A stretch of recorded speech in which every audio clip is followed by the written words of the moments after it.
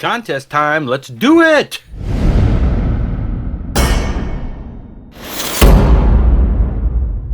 All right, so Jason over at Low Noise Jason Skilz is having his first contest. I believe it said it was his first. It's his 100 subscriber contest. He's actually like 120 now, but hey, he's having a contest.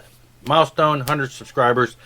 Let's get into this. It's really simple. Of course, you got to be subscribed, etc., etc. But he just wants to see 3 albums. And yeah, it's kind of, kind of open, but I'm going to zoom through these because this is actually very quick and easy. He wants to see a metal album. I have those. Now, obviously I have a lot of metal. He said if you want to pick your favorite album, etc., etc. That's always hard to be a favorite album. What I did is I looked back at my disc guys, because when I first started getting back into buying, I stuck just to vinyl records for this. So I limit myself again because I have a smaller vinyl collection than I do CDs. And so I thought, what is something that maybe wasn't shown as much recently? So I didn't want to say, hey, here's a record that I showed in yesterday's video that I just got in the mail. So I looked back at Discogs, way back at the earlier stuff that I had cataloged in there, and looked at something in there that might qualify as metal, and ended up coming up with Thor Only the Strong. Back when I first started getting into buying the vinyl records again, there were a handful of records that I went out that were fairly new, within a couple years had been released, that I grabbed up, and this was one of them. I know I talk about Thor a lot, but the fact that I was talking about Thor to somebody else the other day, and in the contest entry that I had for Michael Pilmer, it just was on my mind, and it is one of the albums, one of the first handful of albums that I bought when I first started buying vinyl again in 2017. Thor Only the Strong, classic 80s metal, great album, probably just one of the top ones that Thor's known for. Love it. Anyway, so that's one. Then he wants to see a punk album. I have a limited amount of punk, and I have shown that because of another contest or thread that we did a couple weeks ago where we had to show some punk records. I'm going with the Grave Digger, Escaping the Grave. It's their newest. Maybe came out, 2019? Year or so old now.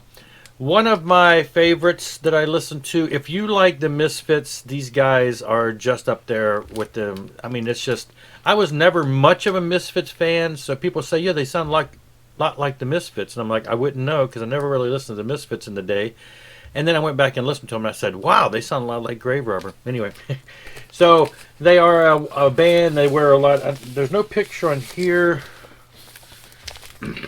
but they are one of those like horror punk type bands. They wear costumes and skeleton and grotesque looking makeup, and not makeup, but costumes and masks and gloves and all that stuff. Fun stuff, fun, quirky lyrics at times, and just great kind of a pop punk Misfits feel. Great stuff. Punk record.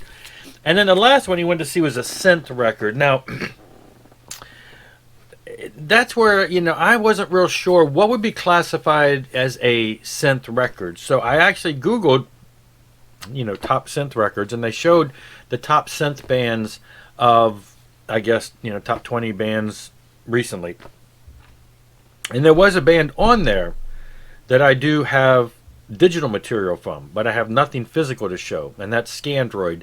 They're actually listed as one of the top 20 bands, and I'm like, well, I got them because the guy behind Scandroid is also the guy behind Cell Dweller, and the guy behind Cell Dweller is the guy that was behind Circle of Dust and is now back again putting out Circle of Dust stuff. So Clayton I followed his stuff since the 80s. So anyway, yeah, Scandroid is the poppier side. Cell Dweller is a little less poppier.